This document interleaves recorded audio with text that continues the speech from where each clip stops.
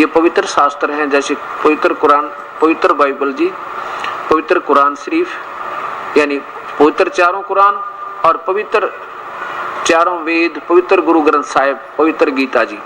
इनमें से आप मान लीजिए कोई श्लोक निकाल लें, उसकी आरती बना लो, उसमें पठन पाठन करो, उसे नित्य नेम कहते हैं। जैसे गुरु ग्रंथ साहिब से कुछ वाणी निकाल कर नित्य पाठ कर लेते हैं, ऐसे ही गीता का रोज पाठ कर ले, या वेदों में से कुछ श्लोक निकाल कर उसका ओम भर्गवः स्वः तत्सवितुर्वरेण्यं बना लिया। ये तो, और ऐसे कुरान शरीफ में तो 5 बार की नमाज बना ली, ऐसे ही पवित्र बाइबल से प्रेयर बना ली। इनसे लाभ तो होगा।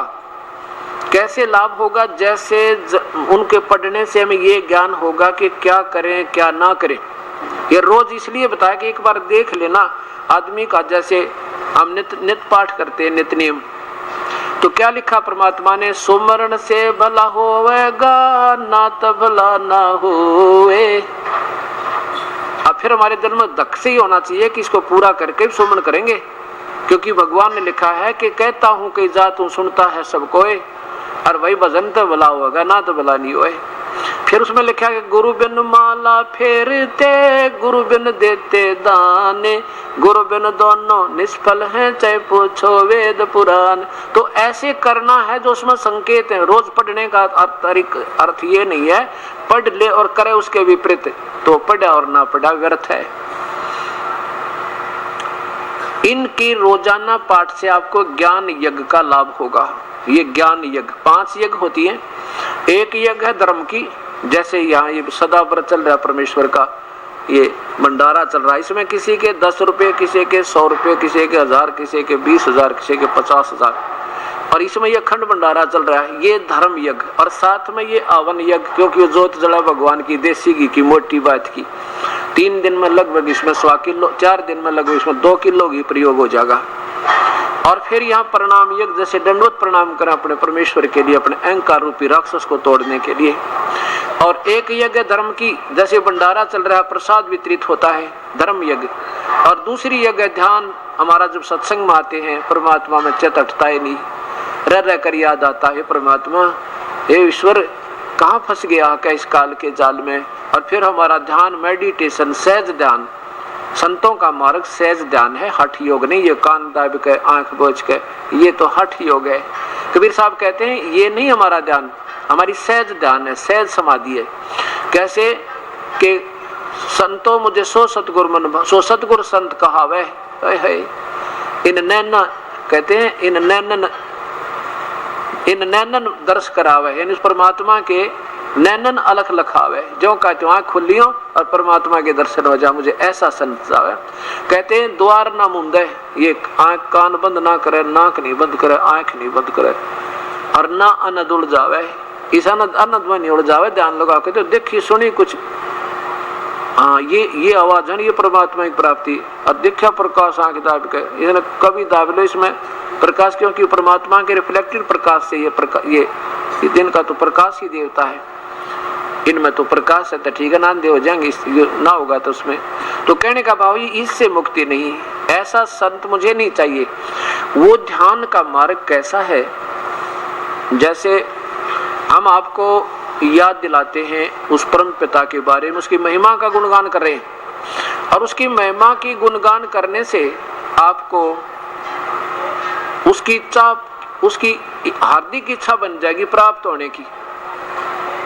अब जैसे आप सत्संग में आ गए, अब जैसे लड़की का रिश्ता कर दिया जाता है, लड़की का जब रिश्ता कर दिया जाता है तो घर के बैठ कर बतलाया करते हैं माता पिता, और फिर माँ बतावे बेटी ने, और बेटी को पता हो जाता है कि मेरा पति ऐसी नौकरी करता है, या ऐसा बिजनेस करता है, या कोई जमींदारा मजदूरी करता है, उसका इतना मकान है, वहाँ पर ऐसा है, बहुत अच्छे व्यक्ति हैं, बहुत अच्छे सास है इसकी। तो फिर उस लड़की का एकदम अट्रैक्शन हरदम वही रहने लग जाता है, और फिर वो उसका उचित हटता नहीं। जैसे फिर लड़की की शादी हो जाती है, अपने पति के पास चली जाती है। अब जब उसको माता पिता ने जो बताया था ज्यों का त्यों व्यवस्था पाती है। अब जैसे ये परमात्मा कबीर साहब ने हमें आकर बताई। आपको ये विश्वास रखना चाहिए कि परम पिता परमेश्वर आए हैं, उन्होंने सही बताया। अब आत्मा का की सगाई कर दी परमात्मा ते पूर्ण ब्रह्म ते और दास बिचौला बना के। अब आपको ये याद दिलाए जाते हैं कि अपने पति के घर पे क्या क्या सुख होगा और फिर उमंग भरेगी उस दुल्हन की तरह हमारे अंदर, और कति आनाकानी नहीं होगी, चलेंगे जब यहाँ तक इतना चासा चढ़ेगा जैसे परमात्मा वहां तो जाए पार पड़ेगी। तो ऐसा हमारा ध्यान हरदम वहां रहेगा, जैसे पति भरता पति से राती आन पुरुष निभावे और वैसे पी हर में और फिर सुरत प्रीतम में, ऐसा ये सहज ध्यान कहावे, ऐसा ध्यान लगावे। जैसे लड़की की शादी हो जा, ससुराल से फिर वापस आ जा और फिर उसका एक पल भी चित, ठीक है माता पिता बहन भाई से सारे ढंग से रहती है, पर उसके अपने पति से एक पल भी वो चित नहीं हटता। ऐसे जब हमें ये ज्ञान और वास्तविक सुख का अनुभव हो जाएगा, फिर इस संसार में हमारा ये सहज मेडिटेशन, हमारी सुरती उसी के चरणों में और उसी के सुख को, वहाँ क्या क्या सुख है, यहाँ कितना कष्ट है, वो हरदम हृदय से हटे नहीं। इसलिए हमारा चित्त हम हमेशा उस परमेश्वर के चरणों में लगा रहेगा।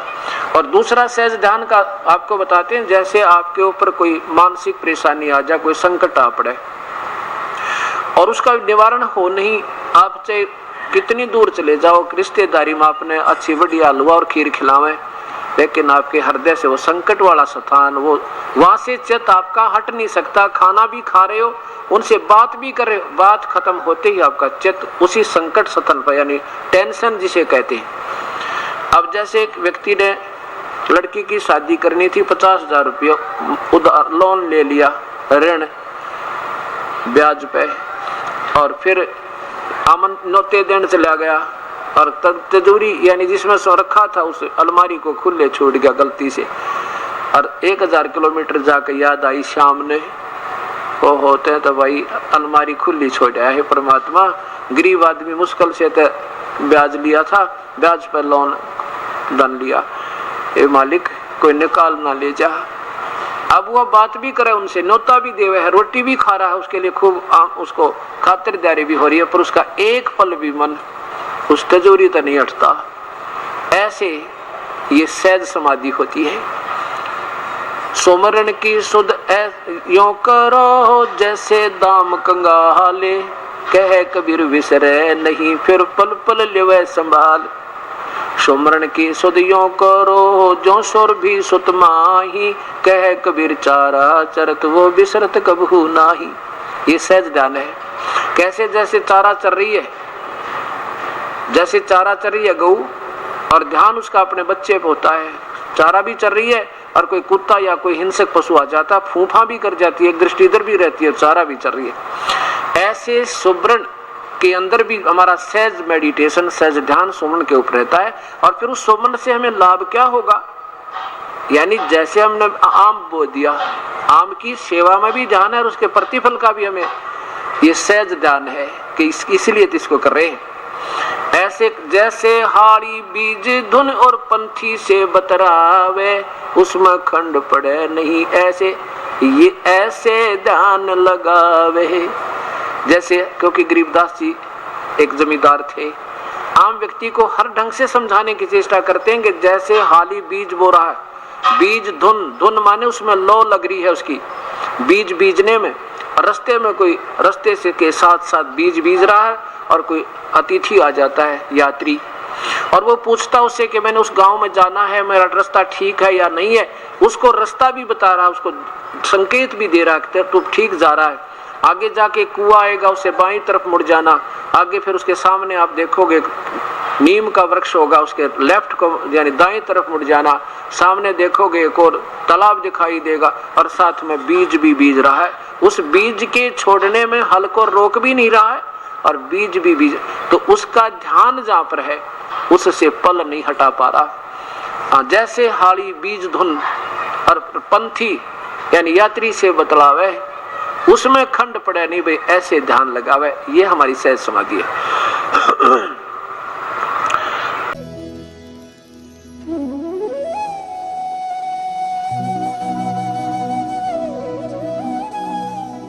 अगर आप ये वीडियो YouTube पर देख रहे हैं तो हमारे चैनल को सब्सक्राइब करें और बेल आइकन को दबाना ना भूलें। अगर आप फेसबुक पर ये वीडियो देख रहे हैं तो हमारे पेज को लाइक करें।